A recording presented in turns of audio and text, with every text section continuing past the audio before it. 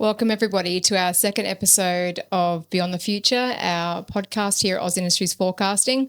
So today in this episode, we've decided to compile a whole bunch of questions asked by our followers, our members, and have a chat about that. I'm Kelly, co-founder, and I'm here with Stuart, our founder and CEO of Oz Industries Forecasting. So we're just going to sit here and have a little chat and just talk about some of these questions we get asked on a daily, and we hope you find them helpful and interesting to hear.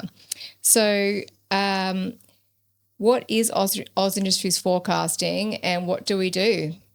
So Oz Industries Forecasting is a long-range weather forecasting tool and service.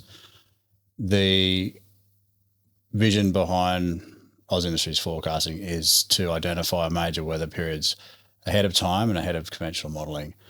And this is to give extended warning compared to current conventional weather systems and weather modelling. So I guess one of the big questions we get asked, or people may not actually even be aware of, is how is our forecasting different from, for example, the Bureau of Meteorology or other forecasting providers out there? Well, traditional weather modelling is again restricted to that 7 to 14 days with actual skill typically less than 7 days, within 1 to 3 days. Our forecasting system is different in that we're not trying to predict specific totals within a certain hour, within a certain location. The same with wind speeds and wind directions and whatnot. We are trying to show you with reliability where and when the major features that are modelled, where and when they will occur. So we're trying to extend that 7 to 14 day lead time of warning and identification to months and at times years ahead of where we're at today.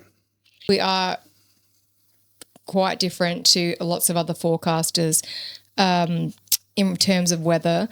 What is our long-term vision for Oz Industries Forecasting? Our long-term vision is to redefine weather forecasting and long-range weather forecasting itself, and to show that there is a new perspective and a new way that we can actually approach the mechanics behind weather systems and the forces that govern them.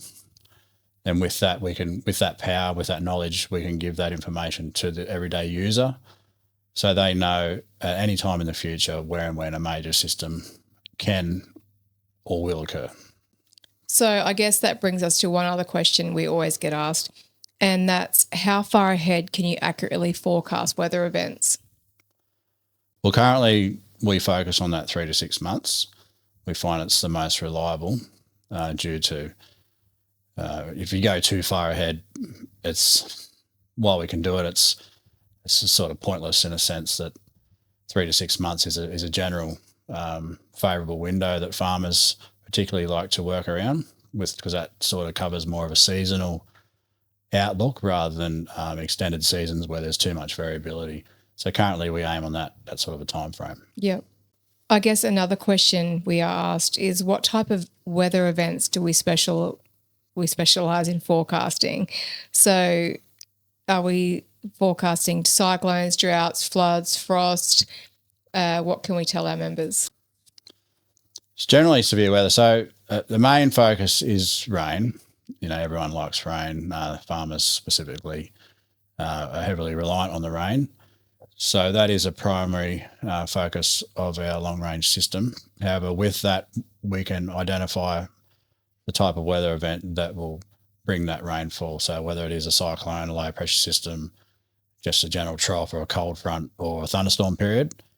And then we can extend that further and identify when there's going to be heat waves, extended days of elevated heat or elevated cool anomalies, so frost risk. Yeah, so I guess, looking out for bushfire risks and fire risks and things like that as well. So if we identify a cold front during, say, springtime, and it's a notably drier period with our long-range system, we would identify a heightened risk of fires during that weather period as opposed to thunderstorms and rainfall.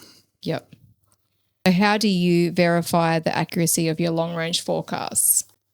I try and maintain a high level of transparency. So I generally forecast one forecast is produced. And as events develop and play out, I compare physical data with my long-range forecast in terms of timeframes, weather features, general locations, and the actual physical structures that you see via satellite.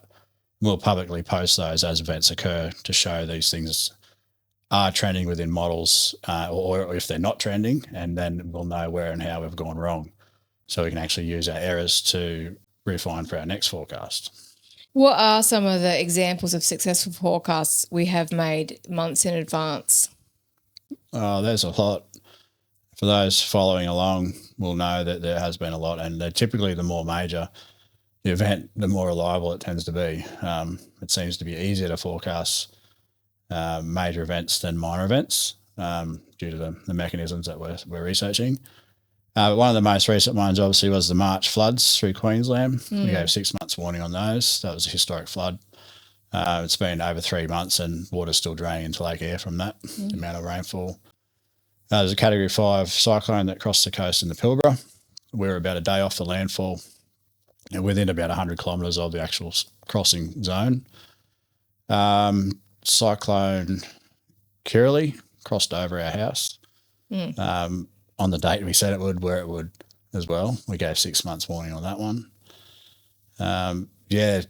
Cyclones in the Gulf, cyclones in all the oceanic regions around the country.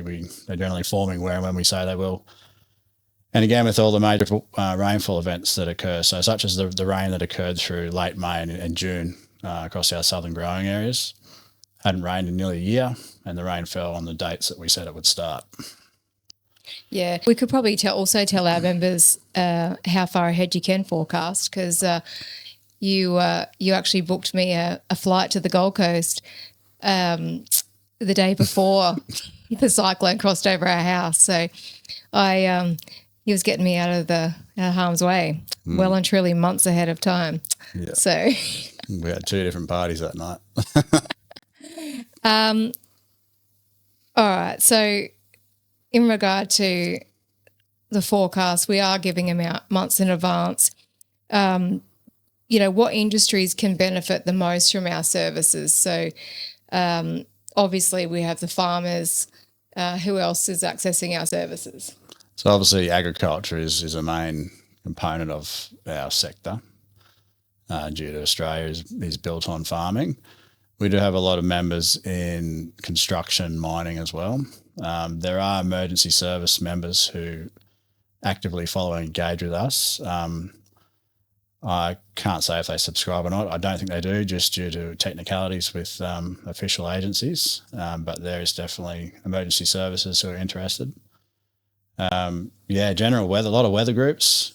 We see a lot of our work actually reshared from weather groups. We sure do. Which is something else, yeah. We actually also have had people subscribe who were planning weddings. They subscribed a year in advance to make sure they weren't going to have rain on their wedding day.